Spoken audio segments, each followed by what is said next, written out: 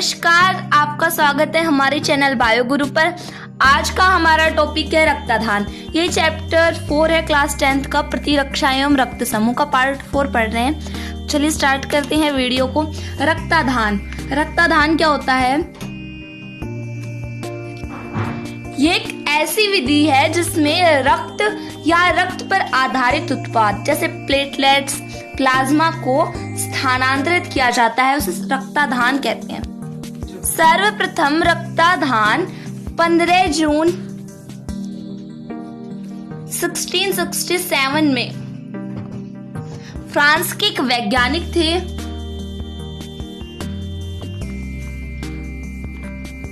नाम था जीन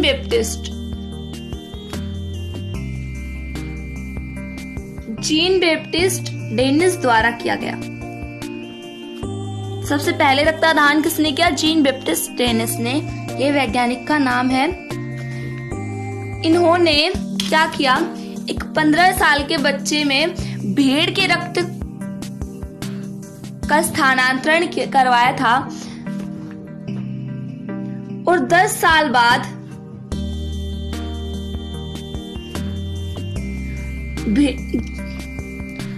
मानव में पशुओं का जो रक्तदान है वो निषेध कर दिया गया।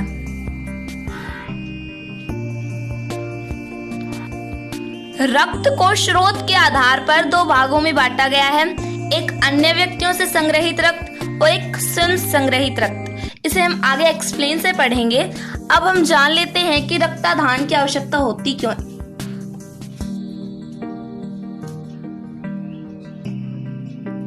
रक्तदान की आवश्यकता क्यों हुई?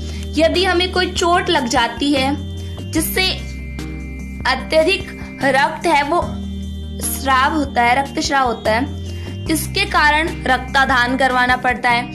या फिर हमारे शरीर में एनीमिया हो जाता है, यानी गंभीर रक्तहीनता, रक्त की कमी आ जाती है, बॉडी में एनीमिया हो जाता है तो रक्तदान करवाया जाता है।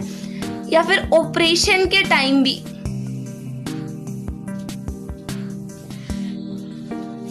ऑपरेशन के दौरान भी रक्तदान करवाया जाता है। रक्त में बिंबाणु अल्पता की स्थिति में भी रक्तदान करवाया जाता है। हीमोफीलिया के रोगियों में भी रक्तदान करवाया जाता है। दात्र कोशिका अरक्तता के रोगी में रक्तदान की आवश्यकता होती है। ये 6 पॉइंट हैं जिनके लिए रक्तदान की आवश्यकता होती है।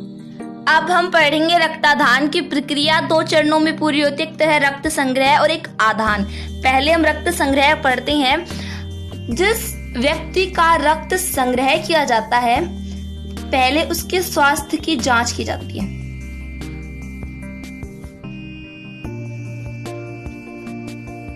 फिर उसमें स्वास्थ्य परीक्षण के बाद में क्या होता है कि एक कैन्युला लगाई जाती है।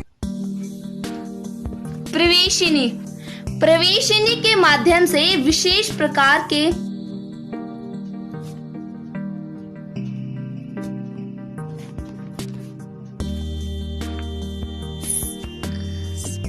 सर्टिलाइज्ड एंटीकोगुलेंट कॉन्टेनिंग पाउच, यानी निर्जमीकृत थक्कारोधी युक्त थैलियों में क्या किया जाता है? रक्त को संग्रह किया जाता है। ये थैलियां हैं निर्जमीकृत थक्कारोधी युक्त थैलियां। नेक्स्ट स्टेप आती है, अब इसका भंडारण किया जाएगा। परिस्थित भंडारण किया जाता है इस रक्त का।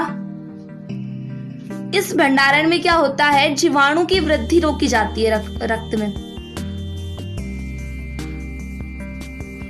और कोशिकीय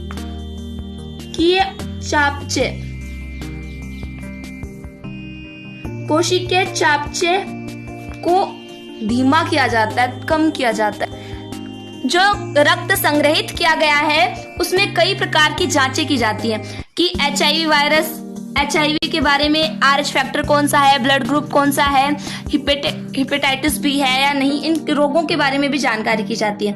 और जिस व्यक्ति से रक्त लिया जाता है मीन्स दाता को रक्तदान के पश्चात डॉक्टर की निगरानी में रखा जाता है, चिकित्सक की निगरानी में रखा जाता है कि उसके शरीर में कोई अन्य क्रियाएं प्रतिक्रियाएं नहीं हो, अगर हो तो उन्हें उनका उपचार किया जाता है।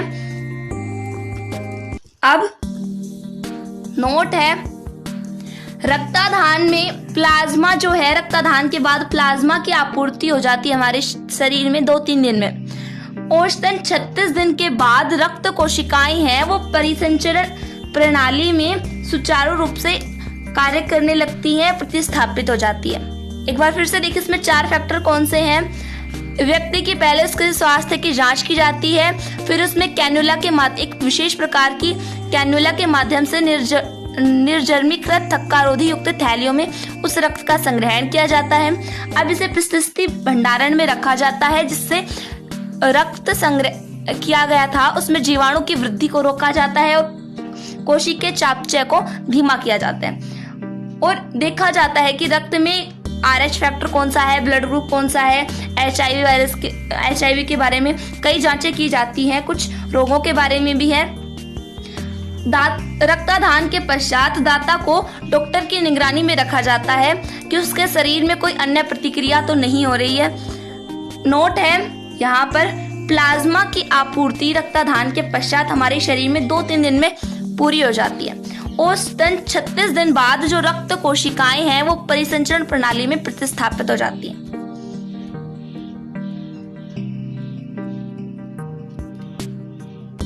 नेक्स्ट इसमें आता है रक्तदान की प्रक्रिया में आधान। आधान में क्या होगा, आधान से पहले मरीज के रक्त को दाता के रक्त से मिलाया जाता है कि कौन सा फैक्टर है, कौन सा ब्लड ग्रुप है। दोनों के ब्लड को मिलाया जाता है, देखा जाता है कि कौन सा ब्लड ग्रुप है और कौन सा RH फैक्टर है या फिर कोई और डिजीज तो नहीं है।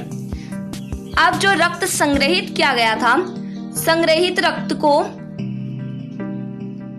रक्तदान की प्रक्रिया से शुरू करने से पहले ही 30 मिनट पहले भंडारण क्षेत्र से बाहर निकाल लेते हैं। जहां रक्त को भंडारित कर रखा है वहां से 30 मिनट पहले ही, आधे घंटे पहले ही वहां से बाहर निकाल लेते हैं। नेक्स्ट स्टेप आता है कि रक्त को अब मरीज में किस प्रकार से चढ़ाया जाता है। रक्त को मरीज में अंतःशिरात्मक रूप से दिया जाता है। यह प्रोसेस है 4 घंटे में पूरी होती है और किसके माध्यम से होती है, कैनुला प्रवेशनी के माध्यम से रक्त को चढ़ाया जाता है और अंतःशिरात्मक रूप से मरीज के अंदर दिया जाता है। यह प्रोसेस 4 घंटे में पूरी होती है।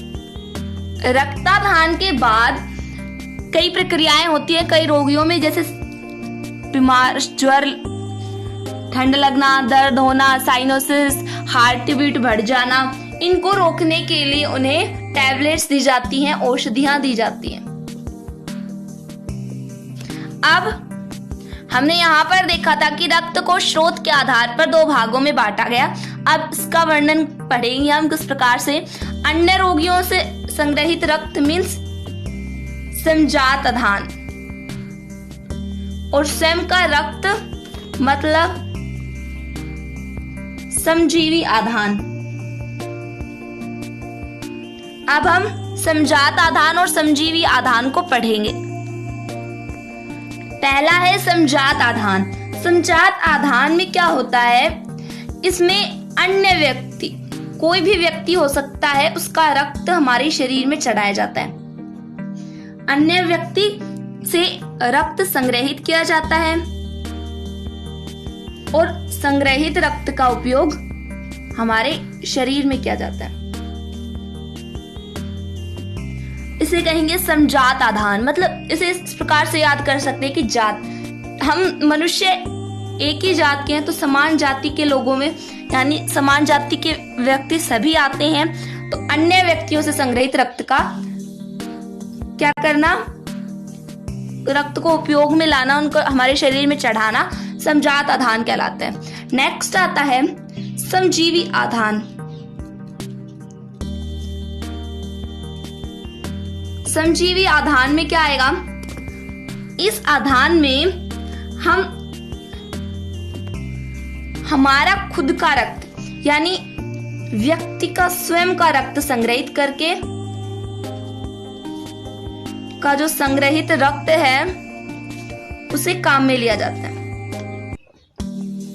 व्यक्ति का स्वयं का रक्त है वो संग्रहित रहता है और उसे काम में लिया जाता है। जीवी मतलब खुद का, समान जीवी, स्वयं का रक्त जो संग्रहित किया हुआ है वो काम में लिया जाता है, उसे क्या कहेंगे? समजीवी आधान।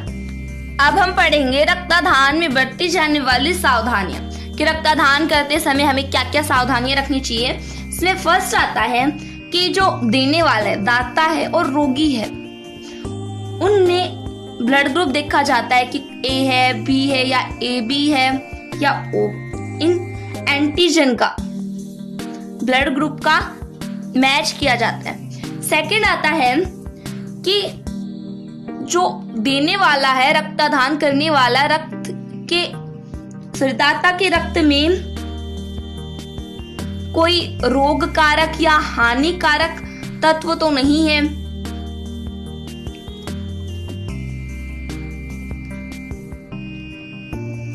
इसकी जांच की जाती है कि दाता के रक्त में कोई रोग कारक या हानिकारक तत्व नहीं हो।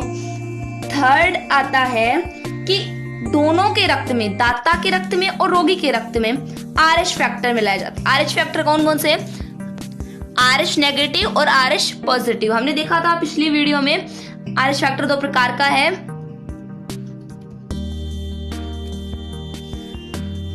अब जो संग्रहित रक्त है, फोर्थ स्टेप में आता है संग्रहित रक्त का ये प्रोसेस करने के बाद, चेक करने के बाद कि कौन सा ब्लड ग्रुप है, RH फैक्टर कौन सा है, रोग कारक या हानिकारक तत्व तो नहीं है।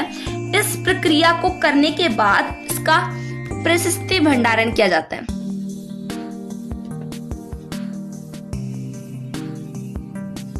और ये ध्यान में रखा जाता है कि जो संग्रहित रक्त है वो संदूषित ना हो, प्रदूषित ना हो।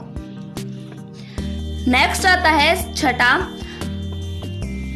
जो हमने ऊपर जो रक्तदान की प्रक्रिया पढ़ी थी उसमें 2 पढ़े थे, रक्त संग्रह और आधान। ये दोनों प्रोसेस है, ये डॉक्टर की निगरानी में होनी चाहिए, डॉक्टर की उपस्थिति में होनी चाहिए। अगर हमने रक्तदान करवाया था, उसके समय हमने कोई सावधानी नहीं बरती, असावधानी से रक्तदान करवाया, असावधानी से मतलब कि ना तो हमने ब्लड ग्रुप टेस्ट देखा कि कौन सा ब्लड ग्रुप चढ़ाया जा रहा है, ना RH फैक्टर देखा और ना ही रोग कारक, उनसे कौन सा रोग है, इस बारे में जानकारी नहीं ली, तो हमें कोई भी डिजीज हो सकती है। HIV1, HIV2, HTLV,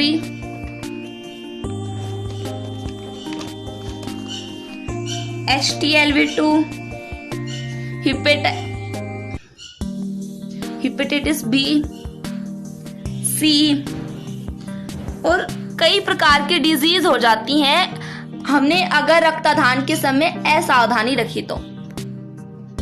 हमारे शरीर में मतलब मनुष्य के शरीर में रुधिर कितने प्रकार का था? 4 प्रकार का, A, B और O। इन चारों को सम्मिलित रूप से हमने क्या कहा? ABO सिस्टम या ABO तंत्र। अब रुधिर वर्ग का या रुधिर तंत्र का नियंत्रण करने के लिए 3 विकल्पी पाए जाते हैं। जो 3 विकल्पी हैं ये आपस में तालमेल पर निर्भर करते हैं। ये तीनों विकल्पी एक ही जीन के भाग होते हैं। अब इन तीनों विकल्पियों के नाम जान लेते हैं। IA, IB, I0 या इसे स्मॉल I से भी लिखते हैं।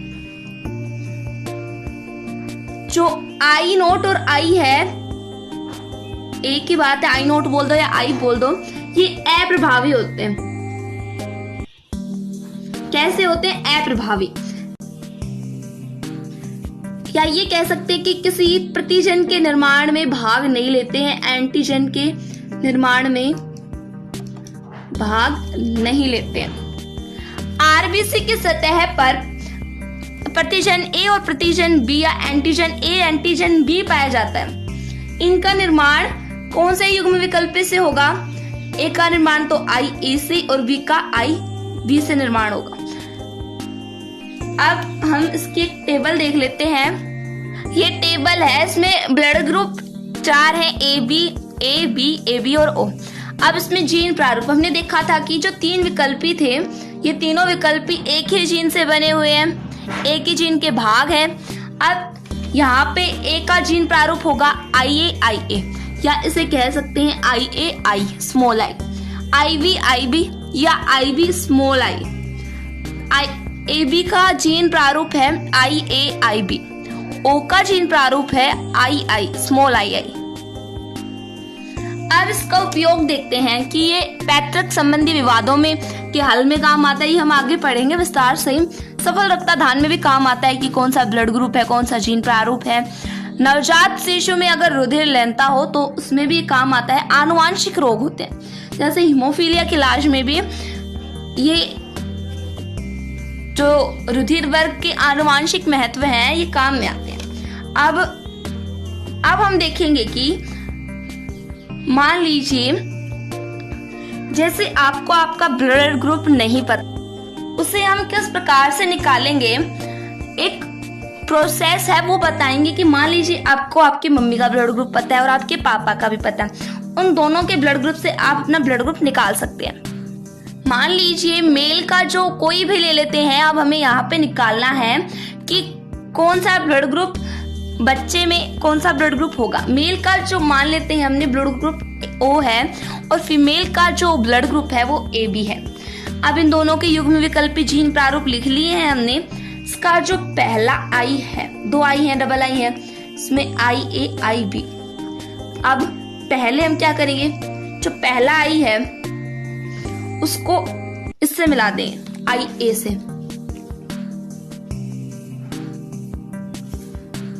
पहले वाले I को IA से मिला दिया। अब इसी I को IB से भी मिला देते हैं। समझ में आ रहा है ना? इसी I को पहले IA से फिर IB से, पहले इसको इस I को IA से मिलाया तो यहाँ पे क्या बनेगा IAI, और अब इस I को IB से मिलाया तो क्या बनेगा IBI। IAI किसका जीन प्रारूप था? A का। IBI B का। अब दूसरे I को हम मिलाएंगे इस वाले A से। इस वाले I को पहले हमने मिला दिया IA से, तो क्या बन गया IAI। अब इस I को हमने IB से मिला दिया तो बन गया IBI। इसका जीन प्रारूप किसका है? ये कौन से ब्लड ग्रुप का है? B का, और ये A का। अब AB में से, यहाँ 2 A आ गए, 2 B आ गए। अब AB में से आपका ब्लड ग्रुप चारों में से कंफर्म होगा कि इन 2 में है। इस प्रकार आप अपना ब्लड ग्रुप निकाल सकते हैं कि आपका ब्लड ग्रुप कौन सा है। 4 बनते हैं जीन प्रारूप। ये देखिए, अब इन चारों के हमने ब्लड ग्रुप लिख लिए हैं। इससे हम पता लगा सकते हैं कि आपका ब्लड ग्रुप कौन सा है। एक और एग्जाम्पल से समझते हैं। ये एग्जाम्पल आपको करना है, एक बार प्रैक्टिस करके देखिए, अच्छे से समझ में आ जाएगा, बहुत इजी है। जो मेल का ब्लड ग्रुप है वो A है और फीमेल का AB है। आप खुद से करके देखिए। अब हम नेक्स्ट टॉपिक पे चलते हैं। किसी जीवित या फिर मरे हुए व्यक्ति के द्वारा मृत व्यक्ति या फिर जीवित व्यक्ति के द्वारा किसी अन्य व्यक्ति को कोई अंग दान करना या फिर कोई टिश्यू दान करना क्या कहलाता है? अंग दान कहलाता है। और संपूर्ण देह का दान, शरीर का दान करना देह दान कहलाता है। देह दान या अंग दान ज्यादातर कब करते हैं? मरने के बाद ही करते हैं। मृत्यु के बाद किया जाता है देहदान और अंगदान। अधिकतर लोग ऐसे ही करते हैं। एक मृत व्यक्ति के शरीर से 50, जिन्हें जरूरत है 50 लोगों को की मदद की जा सकती है, उनकी लाइफ बचाई जा सकती है। अंगदान और देहदान बच्चे से लेकर बुजुर्ग तक किया जा सकता है। बुजुर्ग 90 इयर्स का हो जो देहदान और अंगदान करने में सक्षम होते हैं, वही कर सकते हैं। कहां से कहां तक? बच्चे से लेकर बुजुर्ग तक, मतलब हर कोई देहदान कर सकता है। अब आता है अंगदान दिवस कब मनाया जाता है। इंपॉर्टेंट बात है, कई बार कंपटीशन एग्जाम में भी पूछ लिया जाता है, या फिर वैसे कब किया जाता है? 13 अगस्त को। 13 अगस्त 13 अगस्त को किया जाता है अंगदान दिवस, मनाया जाता है, इंडिया में मनाया जाता है। नेक्स्ट आता है सात्विक श्रेणी। क्या होता है? किसे कहते हैं सात्विक श्रेणी? सात्विक श्रेणी जैसे हमारी आंखें, गुर्दे, लंग्स, किडनी, हार्ट, इनका क्या किया जाए? इनका किसी जरूरतमंद को हमारी जो आंखें हैं, गुर्दे हैं, यकृत है, लीवर है, लंग्स है, एवरीथिंग जो काम की है, जो चल सकती है मरने के बाद भी, मरने के बाद इन चीजों का, और भी कई चीजें हैं, इन चीजों का किसी जरूरतमंद लोगों को देना ताकि उनकी लाइफ है वो सही अच्छे हो जाए। तो इस दान को ही कहेंगे सात्विक श्रेणी कहते हैं। ये सबसे पवित्र दान माना जाता है। कैसा दान माना जाता है? पवित्र दान है सात्विक श्रेणी का दान। अब देहदान क्यों आवश्यक है ये देखेंगे। देहदान 2 कारणों से आवश्यक होता है।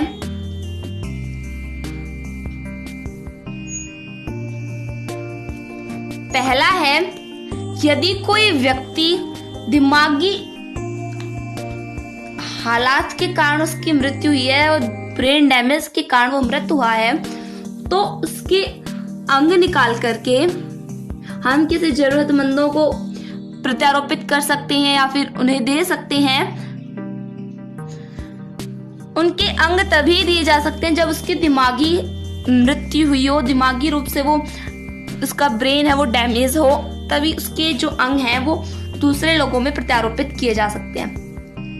नेक्स्ट आता है जो देहदान है वो डॉक्टर, जो लोग डॉक्टर बनते हैं, चिकित्सा शिक्षा ग्रहण करते हैं, वो विद्यार्थी जो फ्यूचर में डॉक्टर बनेंगे, वो इसका प्रायोगिक मतलब इसे अच्छे से देखकर कार्य करेंगे तो वे भविष्य में एक अच्छे डॉक्टर बन पाएंगे। तो ये क्या काम आता है? मेडिकल में जो विद्यार्थी होते हैं वो देहदान, यानी हम देहदान देते हैं तो हमारा जो शरीर है उस पे वो कुछ क्या करते हैं? प्रैक्टिकल करते हैं, प्रायोगिक कार्य करते हैं, जिससे वो एक अच्छी तरीके से हमारे शरीर में क्या क्या है वो जान पाए। तो इन 2 कारणों से देहदान आवश्यक है। अब नेक्स्ट टॉपिक आता है कि देहदान कौन कर सकता है।